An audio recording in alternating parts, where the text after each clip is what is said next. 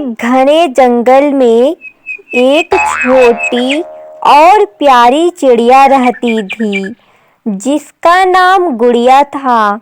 गुड़िया बहुत चंचल और मेहनती थी। वह रोजाना जंगल जाती और अपने लिए दाना लेकर आती थी।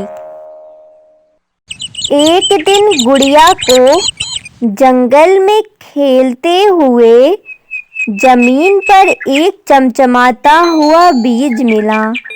बीज इतना सुंदर और अनोखा था कि उसने पहले कभी कुछ ऐसा देखा ही नहीं था।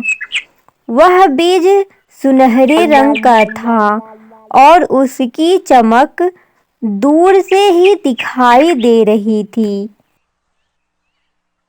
गुड़िया उस बीज के पास गई और उसने सोचा, कितना सुंदर बीज है, इसे मैं अपने घोंसले में रखूंगी। हो सकता है यह किसी काम में आ जाए। फिर गुड़िया उसे अपने घोंसले में ले आती है और उस बीज के बारे में अपने दोस्तों से बताने लगती है। गुड़िया अपने एक दोस्त के पास गई। सबसे पहले गुड़िया अपने सबसे अच्छे दोस्त आलू के पास गई। उससे सारी बात बताने लगी। अरे वाह गुड़िया, ये तो बड़ी अच्छी बात है। हमें उस बीज को एक बार जमीन में गाड़ कर देखना चाहिए। ऐसे ऐसे करके गुड़िया अपने सभी दोस्तों के पास गई और उनसे पूरी बात बताने लगी। फिर गुड़िया के दोस्त गुड़िया के घर गए और बीज देखते ही बोले, गुड़िया, यह साधारण बीज नहीं है, यह किसी जादुई पेड़ का बीज हो सकता है। फिर बिना देर किए हुए गुड़िया और उसके दोस्तों ने मिलकर जंगल में एक सुरक्षित जगह चुनी। वहां जमीन को खोदा और उस सुनहरे बीज को बड़ी सावधानी से गाड़ दिया।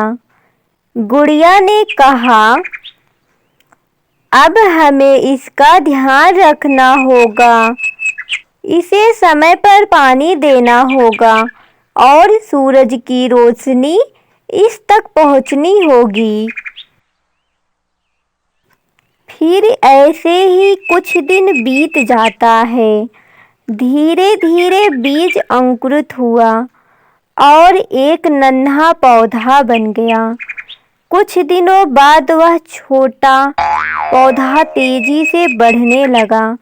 पौधा बड़ा होकर एक सुंदर और विशाल पेड़ में बदल गया।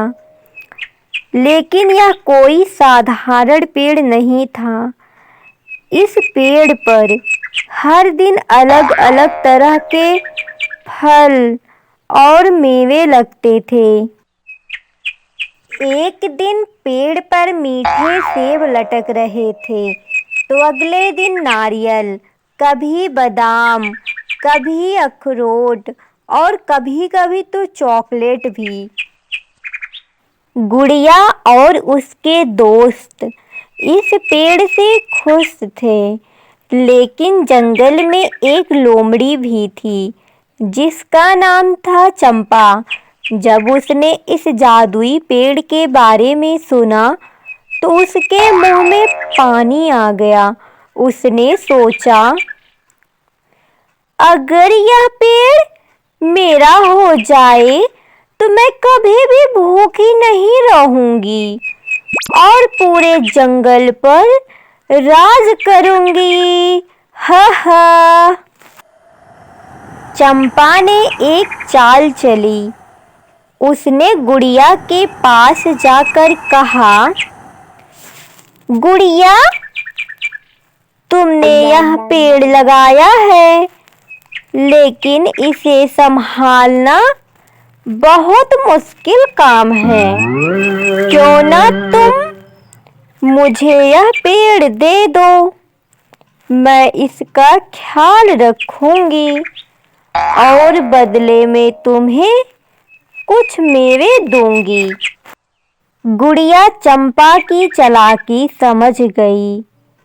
गुड़िया ने कहा, देखो चंपा, यह पेड़ सबका है, इसे किसी एक का बनने का सवाल ही नहीं उठता।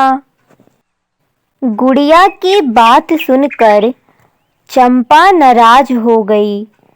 चंपा ने सोचा, अगर यह पेड़ मुझे नहीं मिला, मैं इसे बर्बाद कर दूंगी। एक रात जंगल में सब सो रहे थे।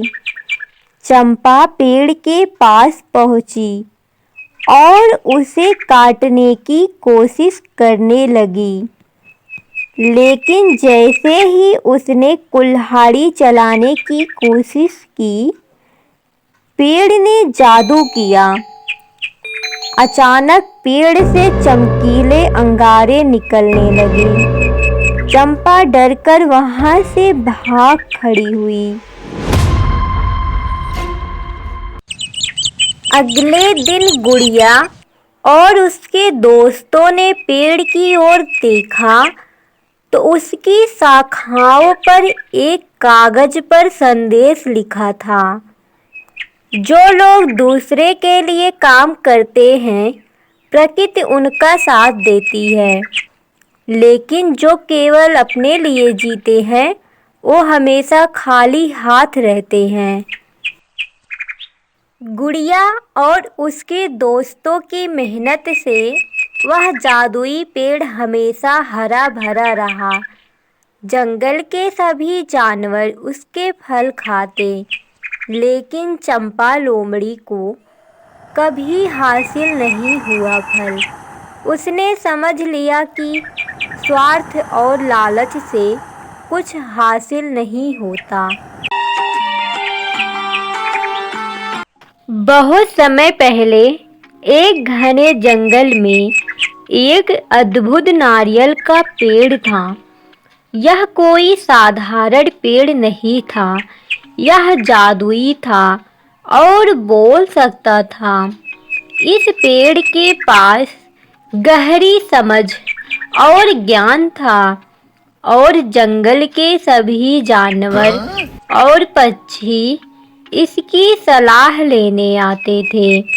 सभी इसे आदर से जादुई नारियल का पेड़ कहते थे।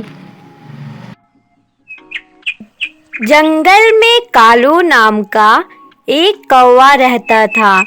वह अपनी उड़ान और चतुराई पर बहुत घमंड करता था। उसे लगता था कि वह जंगल का सबसे बुद्धिमान और तेज जानवर है। वह हमेशा अन्य जानवरों और पक्षियों का मजाक उड़ाता और खुद को सबसे श्रेष्ठ मानता। एक दिन कालू ने जंगल में ऐलान किया, इस जंगल में मुझसे बड़ा कोई नहीं है। मैं सबसे तेज और सबसे चतुर हूँ। कोई मेरा मुकाबला नहीं कर सकता। जंगल में मीना नाम की एक समझदार और दयालु चिड़िया भी रहती थी। मीना ने कालू की बातें सुनी और उसे समझने की कोशिश की। मुझे कालू के पास जाकर उसे समझाना होगा। इतना घमंड करना उसके लिए ठीक नहीं है। देखो कालू, घमंड करना ठीक नहीं है। सच्चा महान वही होता है जो दूसरों की मदद करे और सभी को साथ लेके चले। लेकिन कालू ने उसकी बात का मजाक उड़ाते हुए कहा, तुम मुझे सिखाने की कोशिश मत करो मीना। मैं जो हूँ वही हूँ, सबसे तेज और सबसे चतुर। मीना ने कहा, अगर तुम्हें अपनी बात पर इतना यकीन है तो क्यों ना हम जादुई नारियल के पेड़ से पूछें, वह सच्चाई बताएगा। कालू यह सुनकर सहमत हो गया। दोनों जादुई पेड़ के पास पहुंचे और अपनी समस्याएं बताई। कालू ने पेड़ से कहा, जादुई नारियल का पेड़, तुम बताओ, क्या मैं जंगल का सबसे तेज और समझदार जानवर हूँ? पेड़ ने मुस्कुराते हुए जवाब दिया, कालू, यह तय करना आसान नहीं है, लेकिन मैं एक परीक्षा लूंगा। इससे सच्चाई खुद ब खुद सामने आ जाएगी।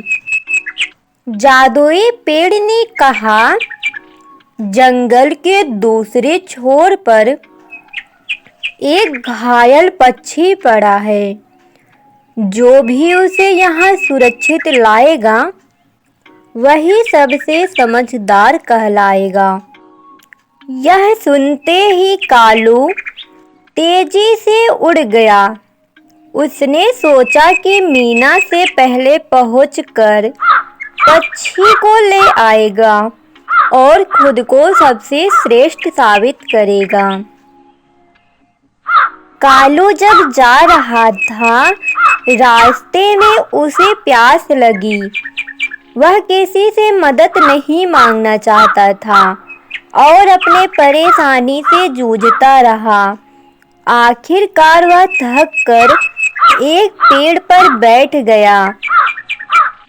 दूसरी ओर मीना धीरे धीरे उड़ते हुए गई। उसने दूसरे पक्षियों से रास्ता पूछा, उनकी मदद ली। फिर वह घायल पक्षी के पास पहुंच गई। जब मीना उसे जादुई नारियल के पास लेकर पहुंची तो सभी जानवरों ने उसकी प्रशंसा की।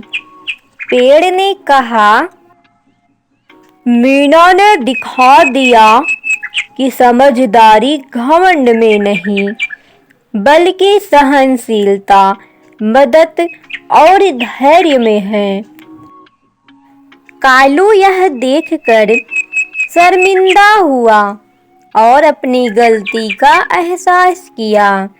उसने मीना से माफी मांगी और वादा किया कि अब वह कभी घमंड नहीं करेगा।